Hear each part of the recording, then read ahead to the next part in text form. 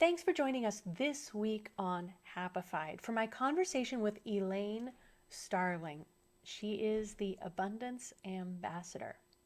And if you feel like you've had a little stickiness in your relationship with abundance, if you feel like you haven't been able to reach it the way that you desire, I know you're going to get some great insights in this conversation and discover it might be much closer than you think.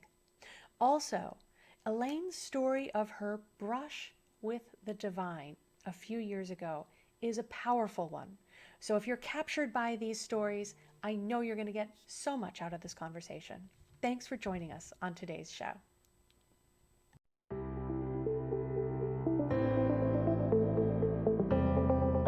Living in a stressful world doesn't mean you have to give up on happiness.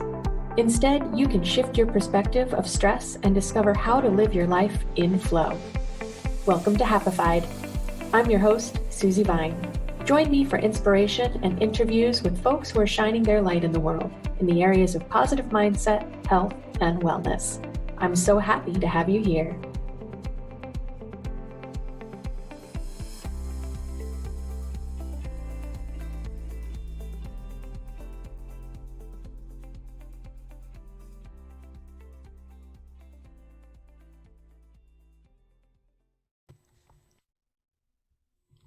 Welcome back. I am so happy to have you with us today for this episode of Happified with my new fabulous friend, Elaine Starling. I'm so happy that we are connected and I get to introduce you to her today. Elaine Starling is the Abundance Ambassador. She guides entrepreneurs and business professionals who long for more experience and abundance in all areas of life. An acknowledged thought leader, personal growth expert, TEDx and international speaker, Elaine helps her clients remove limited thinking, create an abundance mindset, and craft a fulfilling life.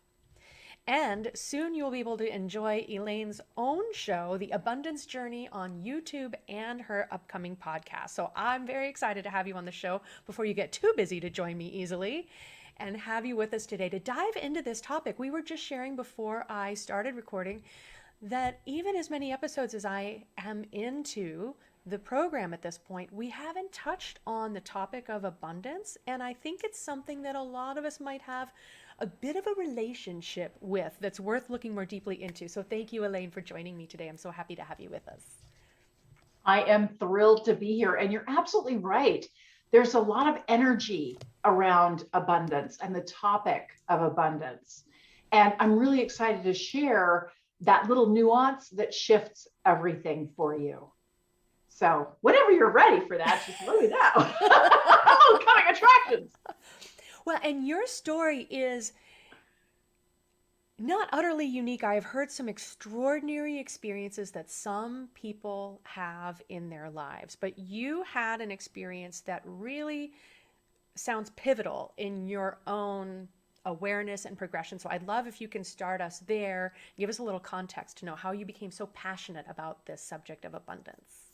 Absolutely. Well, my background is advertising and marketing, and I had my own firm. And I was really frustrated with how things were going, but we were set to go on vacation.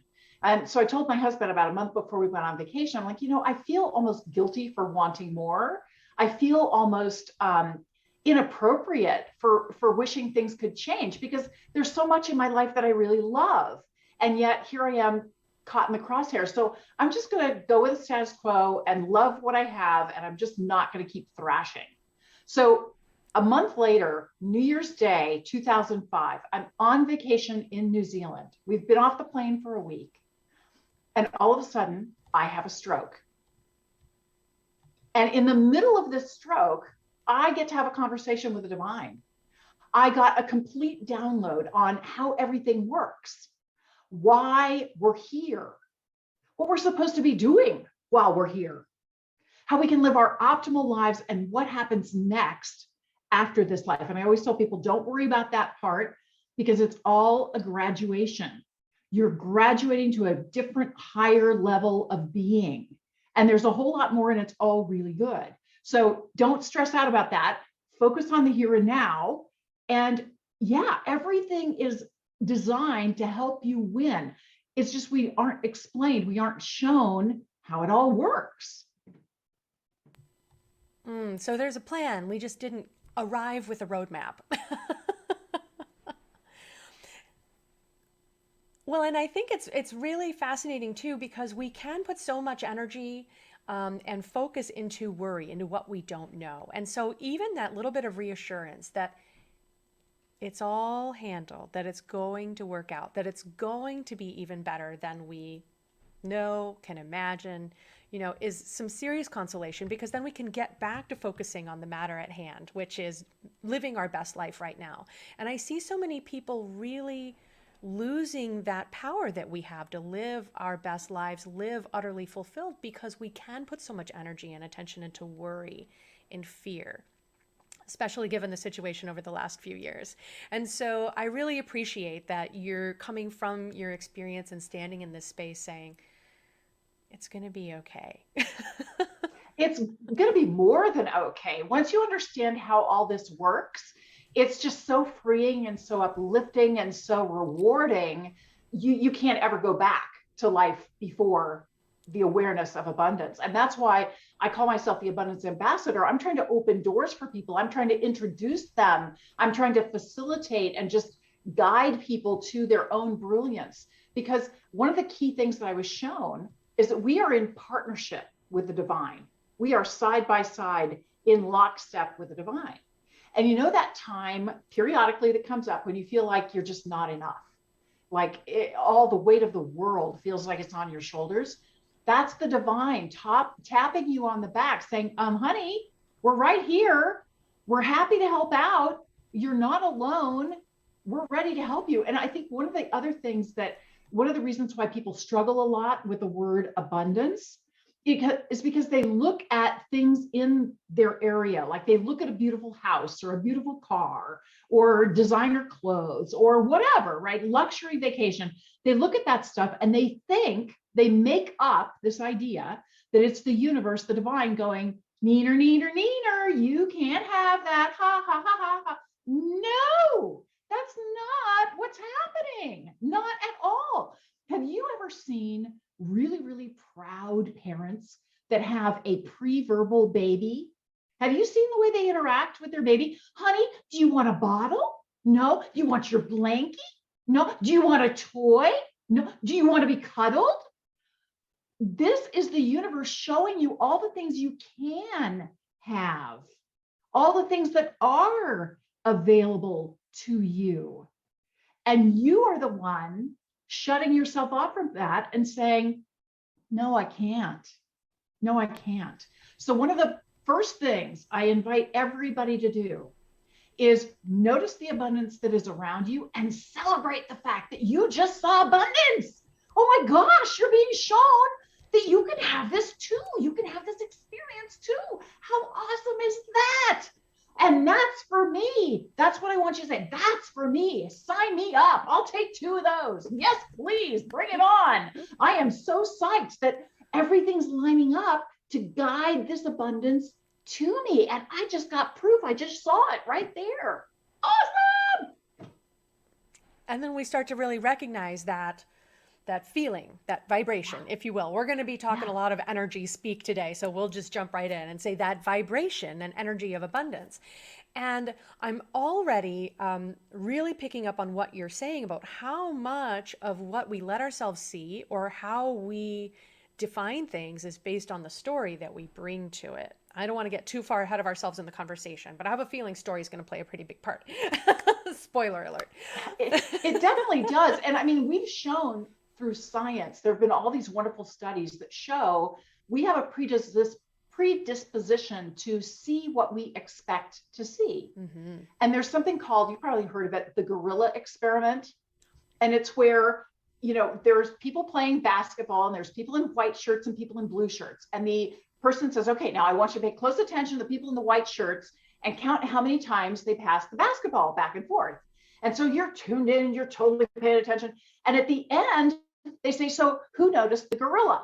And most people are like, gorilla? What gorilla? I don't notice the gorilla. And there's a guy in a gorilla suit who walks into the middle of the court And he's pounding his chest and jumping up and down and doing a little boogie woogie. And then he walks off stage. And all of the basketball people are totally focused on the basketball. They're not paying any attention to the gorilla. So you don't get any social cues Yes. to pay attention. And our minds are just like that. Our minds are doing its best to help us.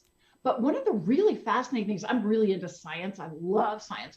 And it turns out that our eyes don't do the majority of our sight. Our brains do.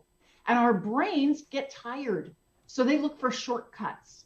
So our brains make up a lot of the stuff in our environment. You're in your living room, great. We already know it's there. We're just going to project, all the usual furniture and stuff because we know. But then when your mom says, well, get the mustard out of the refrigerator and you don't know where it is and you don't see it, and she reaches over your shoulder and gets it right in front of your face. It was right there the whole time and you couldn't see it. Yeah, it's because your mind isn't always your friend.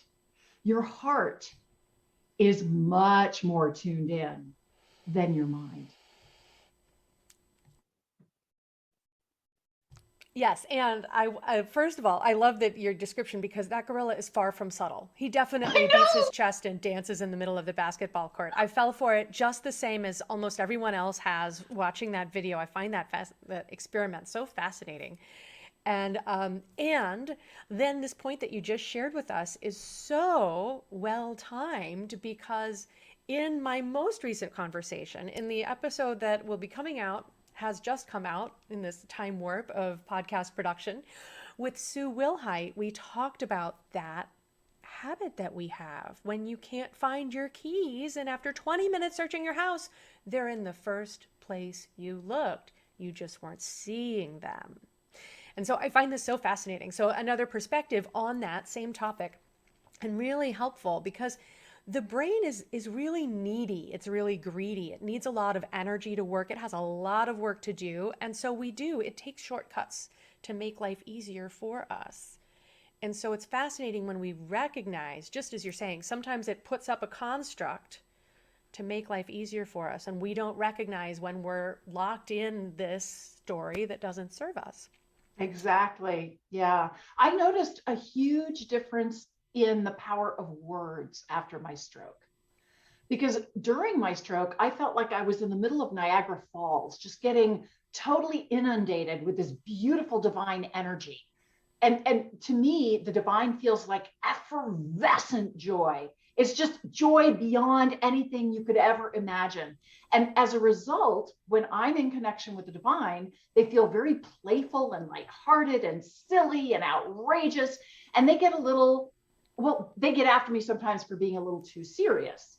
And so they like to yank my chain. They like to make me laugh. They like to be really silly to get my attention and get me to lighten up. And so that was a really interesting breakthrough. But I got out of my stroke and back to life as normal. And I did all this research, right? I'm trying to figure out, so how do I really get that connection going? And everybody says you allow the downloads, allow the divine, allow. I'm allowing my little heart out. I'm not getting Niagara Falls. I'm getting a plugged up watering can, with 2 holes working. So I get it every once in a while. I get little dribs and drabs, but nothing like that incredible experience I had. So finally, I just said, okay, clearly I'm doing something that's just not working for me. Why is allowing so hard for me? And I immediately got the message, what is the image that comes to mind for you when you think of the word allow? And all of a sudden I saw myself behind a door with a chain on the door. And I was peeking through the door at the divine. And I felt a little anxious, like, oh my gosh, this could be really too much for me. And I've got to be ready to slam that door shut at a moment's notice because I want to stay in control. And I realized that was my mind, because the divine is pure love and pure energy. And it's so much bigger than anything my mind could grasp. Your mind is a wonderful tool, but it's got some limitations. And so I said, okay, well, that's obviously not the kind of relationship I'd really like to have the divine. So what would be a word that would represent the kind of relationship I really want, the kind of collaboration and partnership that I want? Welcoming. I don't allow the divine. I welcome the divine. Because when I welcome the divine, I take the door off the hinges and toss it away. It's not even there. I don't need it. I don't care what happens. It's like Christmas presents before you open them. You have no idea what's in the boxes. You just know it's all going to be really good and fun stuff. And that's all you have to know, right? To have a good time. It's fine. So just knowing what the words are doing for you. You may have a totally different relationship with the word allow than I do. And that's fine. But listen to the words you're using and notice if the word feels like it's more of a mind word because it's trying to control the situation, understand the situation, categorize the situation, structure, logic, rationale. We love that. If this, then that. We want a guaranteed result. That's what the mind is for. Brilliant, brilliant.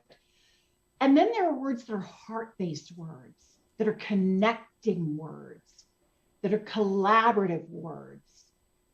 And just listen, because it's a totally different vibration. Beautiful. And it is something that I've been more present to. You know, we get into patterns of speech and ways of saying things, or we just accept other people's definitions. But I'm definitely becoming more mindful of words and the meaning that we Mindful of put to words. them. Mindful of words. Could you become heartful of words? I think I shall. I think I will welcome my heart feelings of words. And as long as we're on that topic, and like I said, abundance is something that, again, maybe we think we know how we want to feel about it, but if we really just were present with ourselves, we might be surprised at what associations we have with abundance, what comes up when we think of that word. How do you define it now with your experience and perspectives? I really recognize that abundance is an emotion. It's a feeling. It's that effervescent joy that I was talking about, where nothing matters. You're just having such a good time. And what happens is when you're having a really good time, people around you go, wow, that person's having a really good time. What are they doing? I want more of that, right? So they galvanize, they totally come to you because they want more of that. They want to experience that too. And it doesn't matter what you're doing. The fact that you're having a great time and you're getting people to laugh and have fun, that's what they're after. So it's a feeling. It's a way of being. You're actually being the abundance you want to experience. Because when you are being abundance, you're noticing the abundance that is already present and celebrating that and feeling deep gratitude and appreciation for that. And that's when you create a space for even more to show up. And I think the biggest barrier that people have with the word abundance is they immediately make judgments about abundance. They look at where they are now, and they look at where they want to be, and they look at the gap, and they go, but I'm not there yet. But I'm not there yet. And if you want to argue for your limitations, congratulations, you always win. You can also, instead of focusing on the things that are not working for you right now, you can focus on the things that are working for you right now, because there's a lot of things working for you. And it's simple things. I mean, I suffer from allergies. When the pine trees and the oak trees are in bloom, oh my gosh, I sound very different then because, it's like, ugh. And there's nothing like being able to breathe clearly. That is abundance, right? I can experience abundance with all of my senses. And it's not material possessions. That is one form of abundance. It's how you experience life is the true abundance.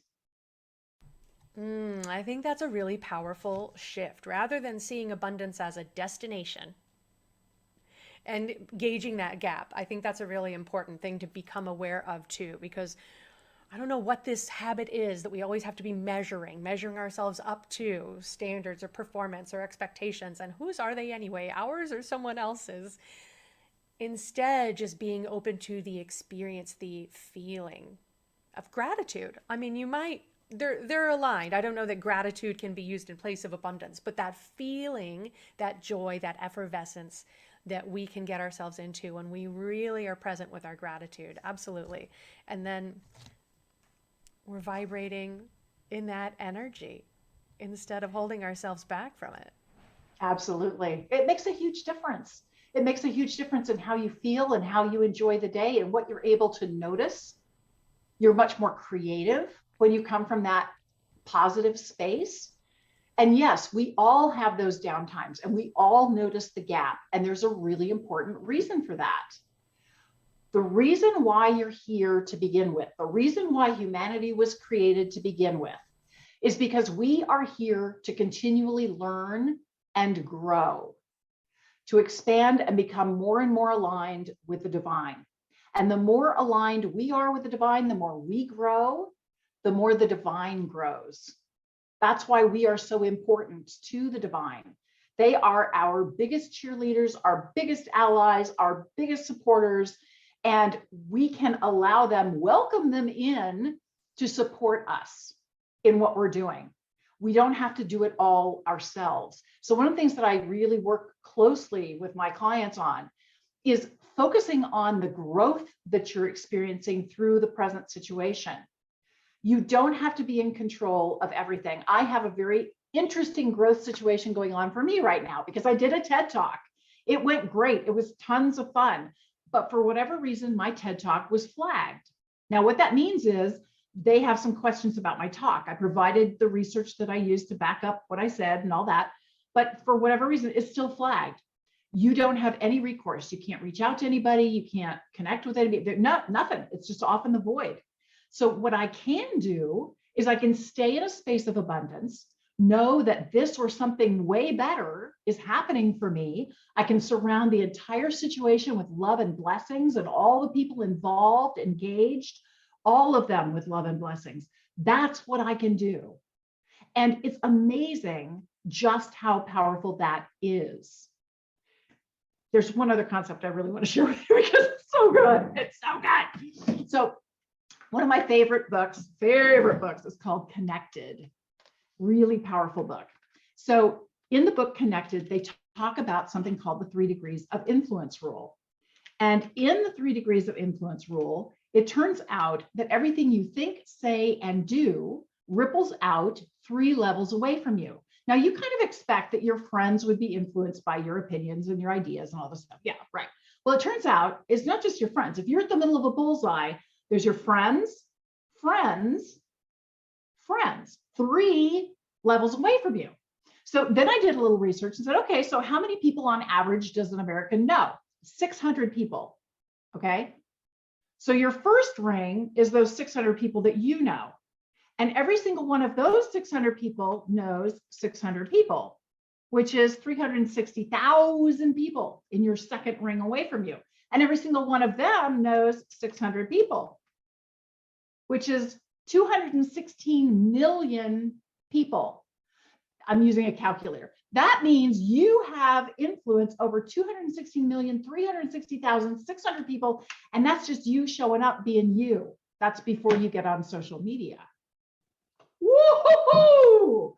So here you are thinking, poor little you, you're all by yourself. You don't make a difference. You don't really matter. Honey, you do. It's really interesting because just having somebody in any of those 3 rings who's having a bad day, it has a potential of lowering your day. And somebody who's having a good day dramatically lifts the good day for everybody in your bullseye.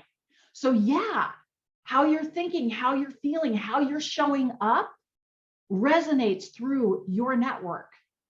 And it's amazing the transformation you create to the rest of the world just by paying attention to how you feel. It's incredibly powerful. Super powerful. I'm so glad you know about this book. I'm not familiar with it yet, but it's going on the short list because one of my favorite statistics coming from the field of positive psychology and the science of happiness is that happiness has 3 degrees of impact. So exactly what you were saying, but just looking at one emotion, one impact that we can have. And when we consider that ripple effect of how we can be lifting up people that we may never come directly into contact with. But those experiences matter, no matter how subtle they are. Beautiful. Ooh, I love it. That's really exciting. It Thank you for is. sharing it. It's amazing. It's just 2 million amazing. people impacted by the way that we choose to show up, the Yeah. way of being that we embrace. I mean, it doesn't Yeah. always have to be effortful. It's not a Right. matter of choosing and being and all of that, simply allowing that Right. form of being. Or welcoming that part of me, depending on your Beautiful. preference, right? Welcoming. Welcoming. What does Sorry. allow look like for you? Got a hand on the emergency hatch. That's the problem for me with that word. So yeah, I know I have to not correct people because it doesn't work for me, but it can work for you. That's fine. So, what is one thing, and I feel like we touched on it, so we might be circling right back around. What's one thing we should never do? Is there something that we should be wary of, might come second nature, or how does that shape up to maybe stand in our way of abundance? Well, one of the challenges is thinking that everybody else is exactly like us, thinking that they have the exact same thoughts, the exact same preferences, exact same needs, exact same everything. And as a consequence, think about it this way.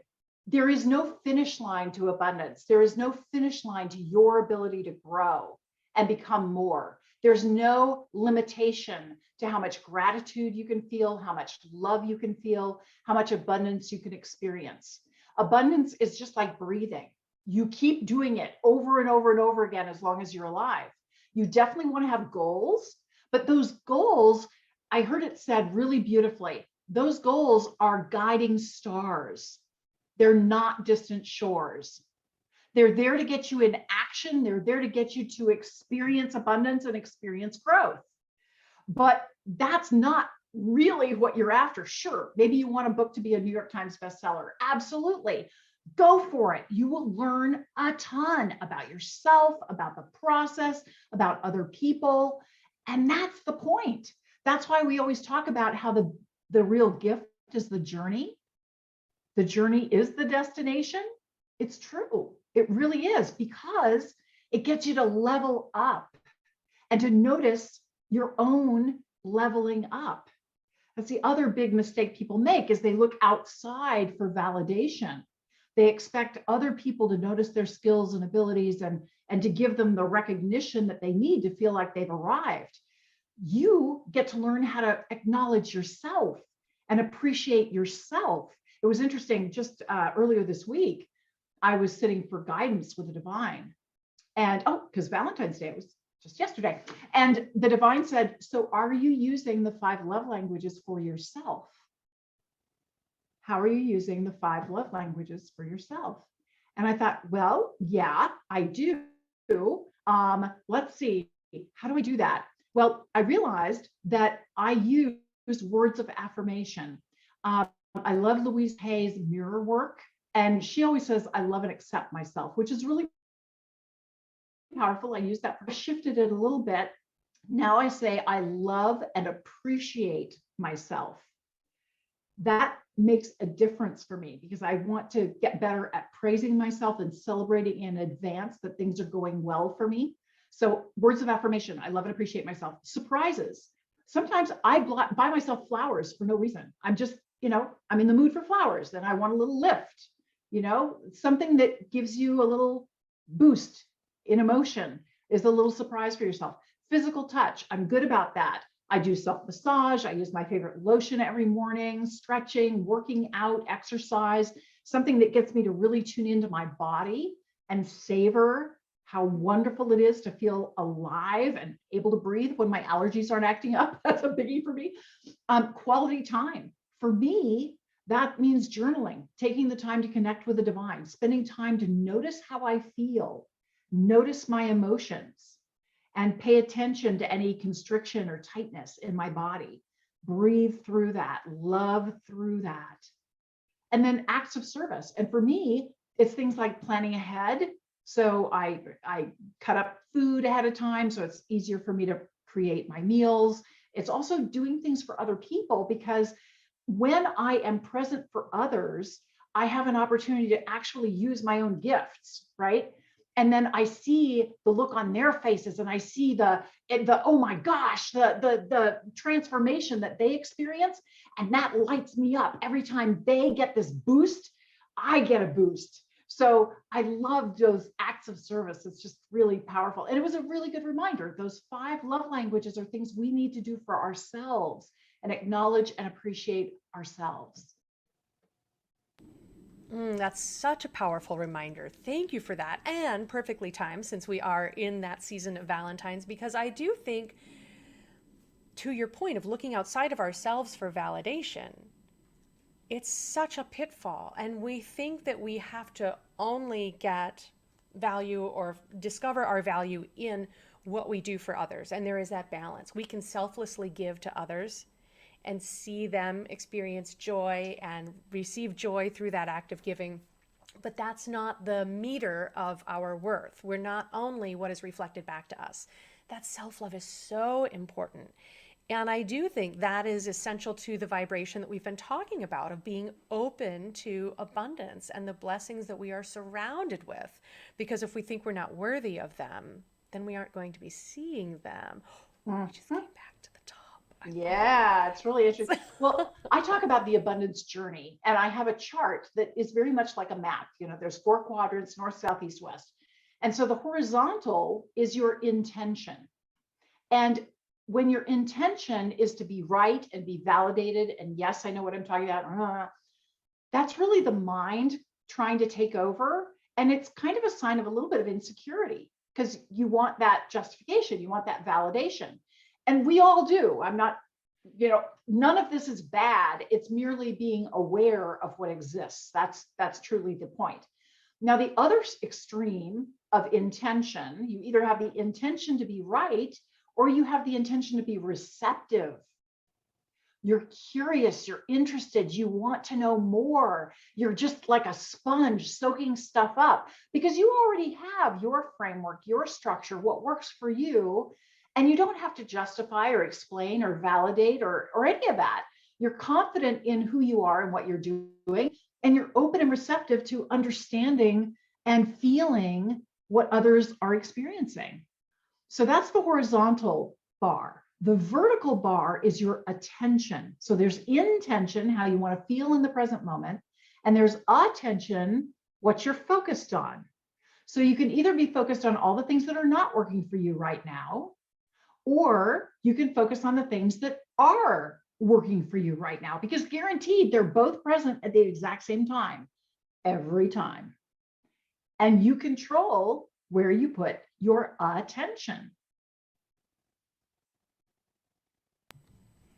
And we like to say energy goes where your attention, how do I always say that wrong? Energy flows where your attention goes. I believe I got a little closer to Mark.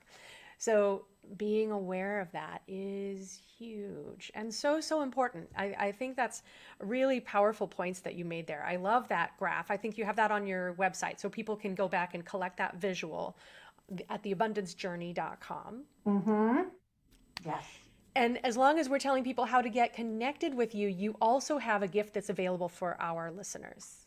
I do. It's called the Abundance Process. So if you go to my website, you'll see a picture of me about to say something. It's a video. And if you put in your email and opt in, you'll be able to watch the video. It's a simple 5-step process. It's very fun and playful, because that's what the divine's all about. And it's deliberately trying to raise your energy. And so, yeah, it's going to get you out of your comfort zone and get you really comfortable and fun with abundance. It's really fun. It's great. I love it. Best self-love gift you can give yourself is to make friends with that energy. I definitely agree. What is a secret to, I thank you for sharing with me some key points that we want to make sure to miss, and I'm going to circle back at the end and see if there's anything, because we could go on and on and on. We knew that before we started. What is a secret that the pros know that our audience doesn't about abundance? You're making me open the kimono. Okay, so the real key is to pay attention to how you feel. Pay attention to how you feel. We all have those issues that come up where we don't feel good about ourselves, or we are struggling with something, there's a challenge that happens. And sure, you can complain, you can rant and rave about it, you can get really irritated about it. Own how you feel. None of your emotions are wrong or bad. They are there as guideposts, as signposts. You know, if you're on the freeway and you aren't sure if it's north or south and you need to go south, you want a signpost that helps you understand where you're going. Emotions do the exact same thing.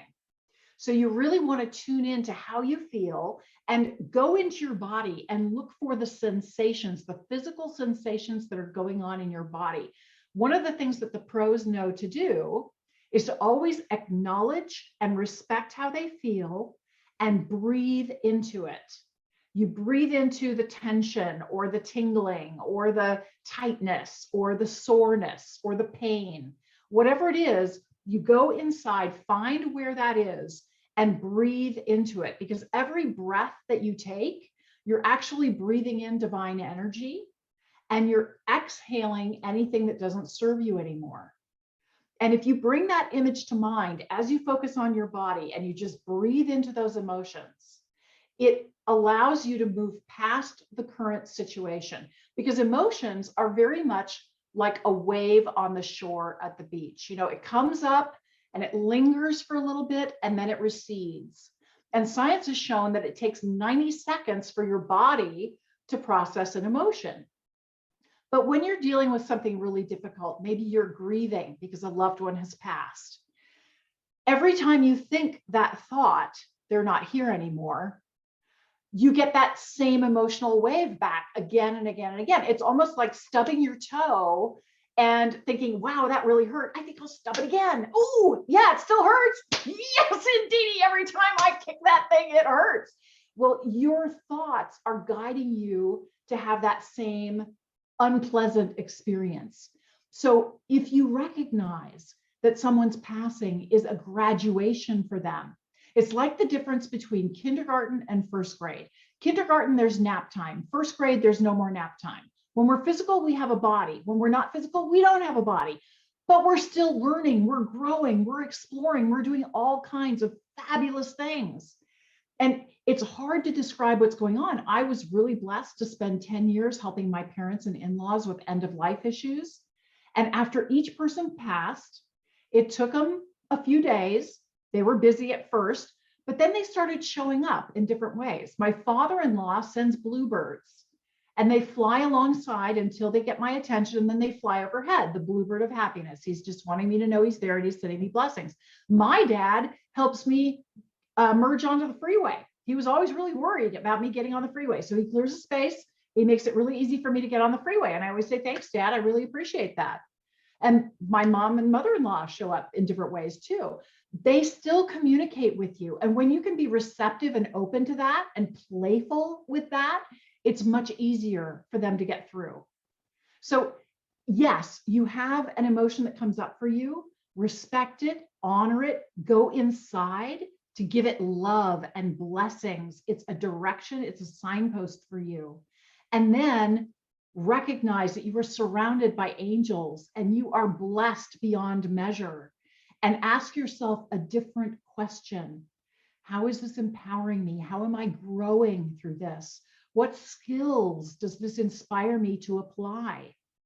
I got to tell you, I'm often reminded listening is a really good skill. You know, you could work on that one just a little bit, you know, be good. Oh, there's so much important in what you just shared. I'm so grateful that that I know it's fire pushed hose, you a isn't little it? bit further, because it's so true. We put so much energy into trying to control our emotions, categorizing what is appropriate and not appropriate, and thinking we can come back to it later, which of course we're never going to do. It's going to find its own way back to the surface, and usually at the worst possible time. To just allow the experience, just the same way we can allowing, welcoming, to welcome the experience, the way that we can begin to welcome being in abundance instead of chasing Mhm. something that we or someone else has defined as abundance, right? Mhm. Welcoming that emotions are there for a purpose, for a reason. So, right, we acknowledge we need a little extra support. That isn't an experience we want to repeat for ourselves. When we're open to those, then that's a beautiful analogy, right? Instead of sitting in the Mhm. loss of grief, we can be open to the signs and the connections that are still available to us instead of closing doors on things and really not only limiting the abundance that we're allowed, but just the experience, being Yeah. present to the joy and everything else that is available for us to be a part of, to take up. Very true. Very well said. Mm. Well, you planted the seed. I just had to go play in it for a minute. Beautifully put. I really think there's so much there, and I hope that if people listening, watching have been feeling frustrated, as I've already, referred, the last 2 years have not necessarily been easy. Lots of opportunities for us to say, how am I growing through this experience? How is this making me a stronger person? Perspective is so powerful. And so just being open, welcoming the possibility that is not something we have to go and pursue, but it's already around us. We just haven't been letting ourselves see it. It's really extraordinary. Yeah, one of the things that I think has been a positive with the last couple of years with COVID and social distancing and all of that, we have been asked to be our own champion. We've been asked to love ourselves into a better space. And yeah, that's challenging because it's not something we're really used to doing. It's not something our society typically embraces. You know, we pretend that it's all about ego when it's really not. Love is truly all there is. So why not love yourself? That's right. No more waiting for permission and passing these bars of, acceptance or quote unquote worthiness, but simply recognizing, yep, There's one other need to do story that that. I just want to share with you. Okay. I live in the wine country outside of Sacramento, and we took lessons on how to make wine. And it was really interesting because there was a guy there who has a little boutique winery and he does his own stuff. And he was coaching all of the rest of us. And one guy raised his hand. He's like, I like my wine. I can drink my wine, but my wife, none of my friends like my wine. What's up with that? And the expert got back and said, look, no two people have the same taste buds. No two people interpret things exactly the same way. No two people have the same preferences. So when somebody asks you why you made your wine the way you did, your response is always, it's a stylistic preference. And it occurred to me that your entire life is a stylistic preference. The things that make you laugh out loud are different than the things somebody else would laugh at, right? Your sense of humor is a little different. And it's those beautiful differences that make you so blessed, such a treasure, so valuable to everyone around you and to yourself. Those little quirks that you have are a big part of your brilliance. So instead of beating yourself up for thinking that you're not enough or you're not perfect or you're not this, you're not that, you are perfect.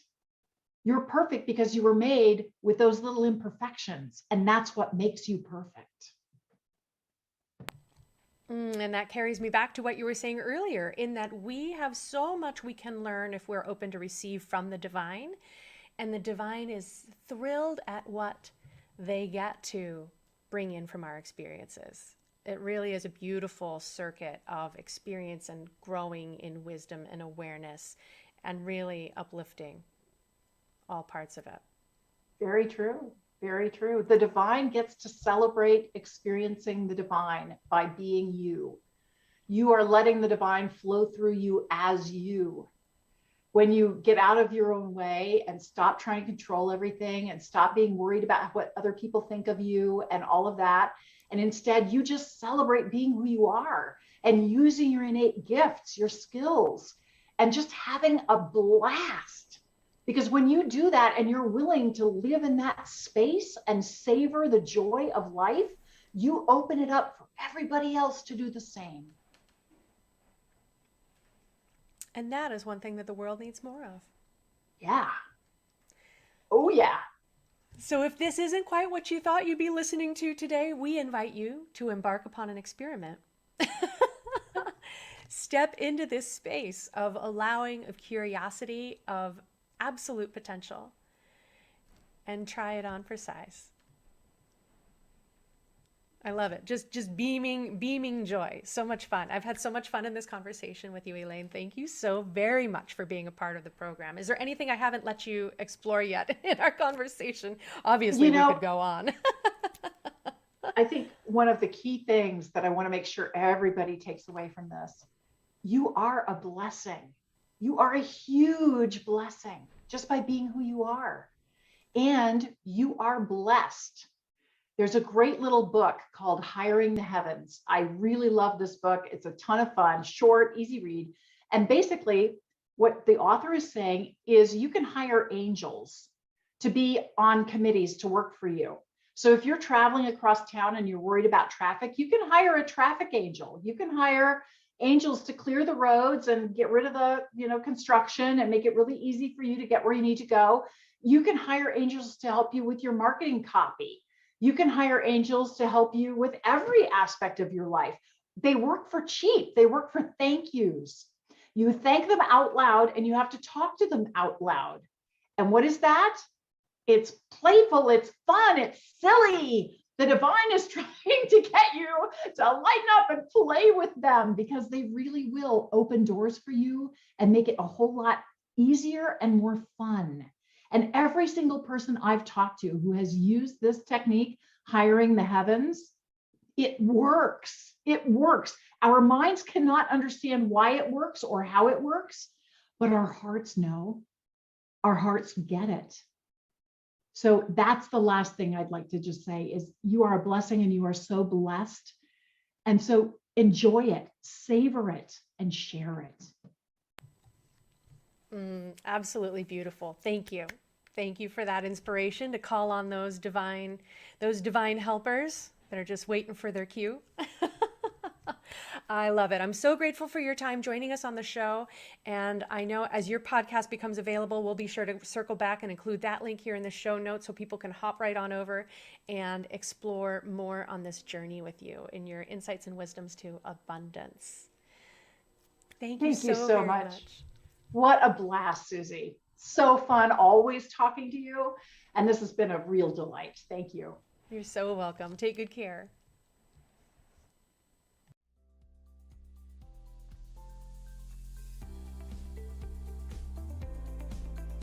Thank you for tuning in today. Check out the show notes for any links we mentioned. To learn more about living life with less stress and more flow, visit happifiedlife.com. And if you found value in today's episode, make sure you subscribe to catch the next one and leave a review to help fellow pod surfers find Happified. Until next time, keep on shining.